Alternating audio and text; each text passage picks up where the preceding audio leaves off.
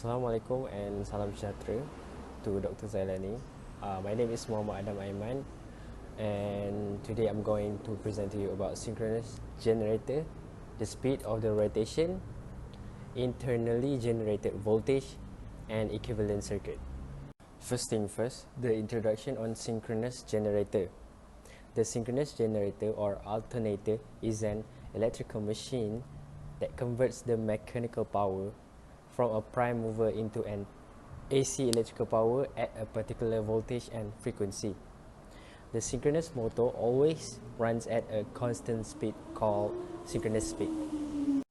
Synchronous generator, by definition, create electricity with a frequency that is sync with the mechanical rotational speed. Here's the equation: Fe equals to P over 120 Nm. Fe is the electrical frequency, and m is the rotor speed of the machine. P is the number of poles. Steam turbines are most efficient when turning at high speed.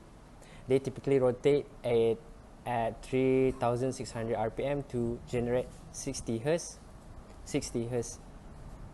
two-pole. On the other hand, water turbines are most efficient at moderate speed between 200 to 300 rpm. They are typically used to power generators with several poles. This is the induced voltage in a three-phase set of coils. In three coils, each turn of NC turns placed around the rotomagnetic field. The induced in each coil will have the same magnitude and phase differing by 120.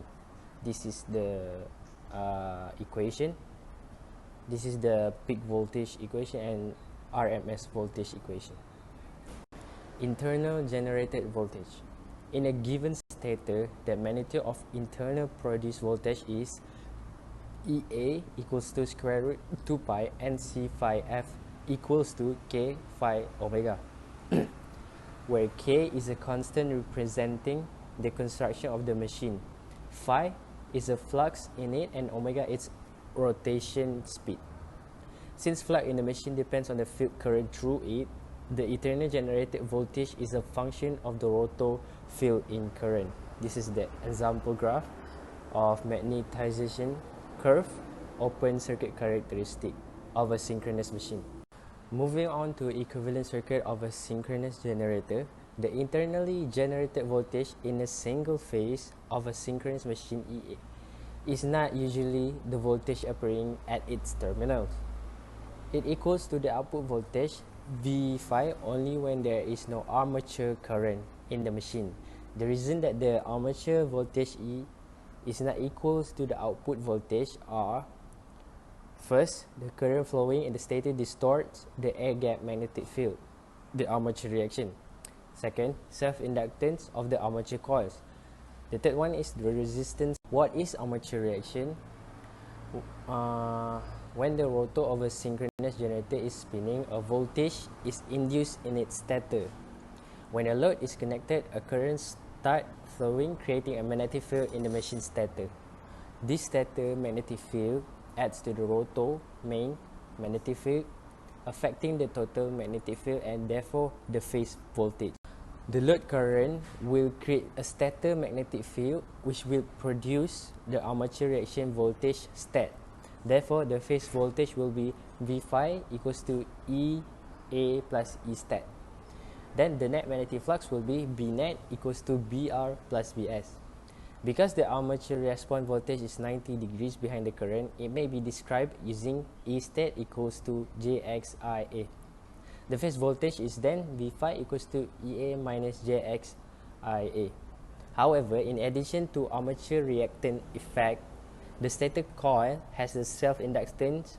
XA is the corresponding reactance, and the stator has resistance. The phase voltage is thus V phi equals to E minus JX1 minus JXAIA minus. Often, armature reactance and self-inductance are combined into the synchronous reactance of the machine, and that is XS equals to X plus XA. Therefore, the phase voltage is V phi equals to E minus JX as IA minus RIA.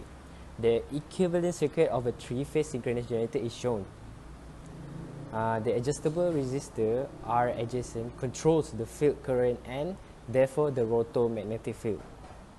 Synchronous generator can be Y or A connected also. Since for balanced loads, the three phases of a synchronous generator are identical except for phase angles per phase, equivalent circuits are often used. Thank you very much to Dr. Zarani, and that is all from me.